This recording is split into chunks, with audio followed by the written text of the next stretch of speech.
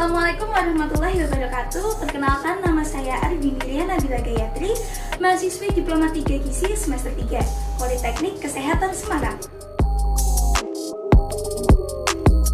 Kali ini saya akan menjelaskan sedikit tentang pengasapan bahan pangan. Teman-teman tahu tidak contoh dari produk pengasapan? Pastinya tidak asing di telinga kita, produk seperti ikan asap dan daging asap.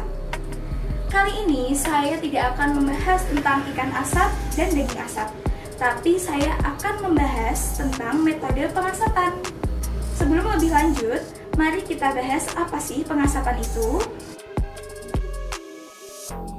Pengasapan adalah salah satu teknik dehidrasi atau pengeringan yang dilakukan untuk mempertahankan daya awet bahan pangan hewani seperti ikan dan daging dengan mempergunakan bahan bakar kayu sebagai penghasil asap. Tujuan dari pengasapan yaitu mengawetkan pangan atau memperpanjang masa simpan dengan memanfaatkan bahan-bahan alam, memberi rasa, aroma, dan kenampakan yang khas, serta meningkatkan nilai ekonomi produk yang diasap. Bagaimana bisa ya dengan asap dapat mengawetkan makanan? Asap memiliki komponen yang sifatnya dapat mengawetkan. Komponen itu berasal dari senyawa yang dilepaskan kayu pada proses pembakaran. Komponen asap itu ada air, aldehid, asam asetat, keton, alkohol, asam formiat, fenol. Nah, fenol ini nih yang memiliki sifat bakteriostatik yang tinggi sehingga menyebabkan bakteri tidak dapat berkembang biak. Fenol juga memiliki sifat fungisidal sehingga jamur tidak dapat tumbuh, serta memiliki antioksidan yang efektif pada konsentrasi yang rendah yang berperan mencegah oksidasi lemak pada bahan pangan hewani. Perlu kita ketahui nih teman-teman, tidak semua proses pengasapan dapat berhasil. Dalam proses pengasapan ada faktor-faktor yang perlu diperhatikan.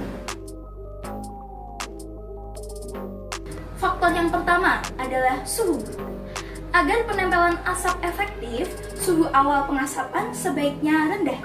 Jika pengasapan langsung dilakukan pada suhu tinggi, maka lapisan air pada permukaan bahan cepat menguap dan bahan akan cepat matang, yang akan menghambat proses penempelan asap. Pengasapan pada suhu di atas 80 derajat dapat menyebabkan hilangnya vitamin yang larut dalam air seperti niacin, riboflavin, dan asam askorbat hingga 4%. Wah, sayang sekali ya.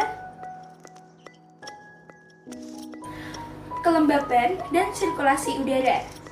Ruang pengasapan yang baik memiliki kelembaban udara yang cukup rendah, serta sirkulasi udara yang baik akan menjaga suhu dan kelembaban ruangan pengasapan menjadi tetap konsisten selama proses pengasapan berlangsung.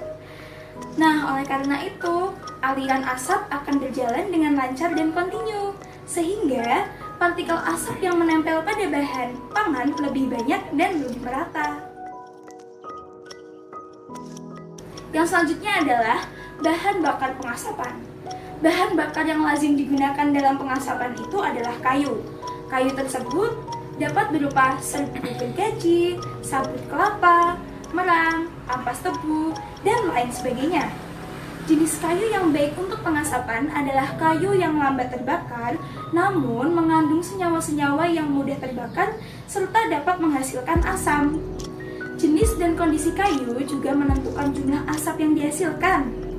Pilihlah kayu dari jenis kayu yang keras. Nah, bagaimana ya jenis kayu yang tidak baik? Jenis kayu yang tidak baik itu seperti kayu damar. Kayu damar tidak baik untuk pengasapan karena menimbulkan bau dan rasa yang kurang enak. Lalu ada kayu yang rusak, lapuk, atau berjamur juga tidak baik karena membawa bau dari organisme yang tumbuh di bahan tersebut. Setelah tahu tentang pengasapan, selanjutnya saya akan membahas tentang metode pengasapan.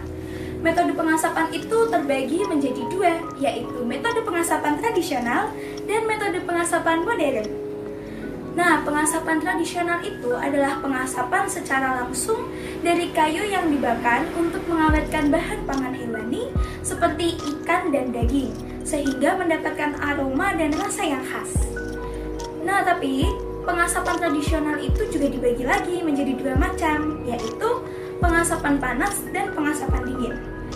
Kalau pengasapan panas, itu sumber asap berada langsung di bawah lemari asap dan langsung mengenai bahan yang diasap. Nah, suhunya itu biasanya 50-60 derajat. Pengasapan panas memerlukan waktu beberapa jam, sehingga bahan secara otomatis dapat termasak. Untuk pengasapan dingin membutuhkan waktu yang lebih lama dari pengasapan panas. Asap yang dialirkan melalui pipa aliran asap, kemudian mengenai bahan yang diasap. Suhunya berkisar 30-40 derajat.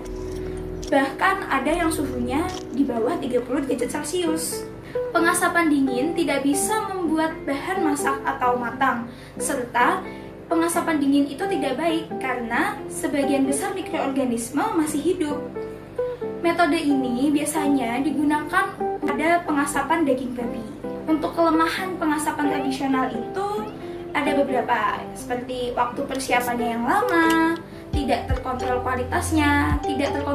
kualitasnya itu seperti rasanya yang berubah-ubah, dan tergantung dengan tebal asap yang dihasilkan kayu. Kemudian ada cemaran bau asap, risiko kebakaran, waktu optimum dan suhu pengasapan tidak dapat dipertahankan, serta menghasilkan senyawa karsinogen seperti fenol, nitrosamin, dan benzopiren. Metode pengasapan lainnya adalah pengasapan modern. Pengasapan modern adalah pengasapan yang menggunakan asap cair atau liquid smoke. Asap cair adalah suatu produk kondensat berbentuk cair hasil dari proses pembakaran kayu yang telah mengalami aging atau penuaan dan filtrasi sehingga senyawa tar dan senyawa tertentu lainnya dapat dipisahkan. Nah, prinsip dari pengasapan modern adalah bahan seperti ikan dan daging direndam atau dicelupkan dalam asap cair diikuti dengan pengeringan.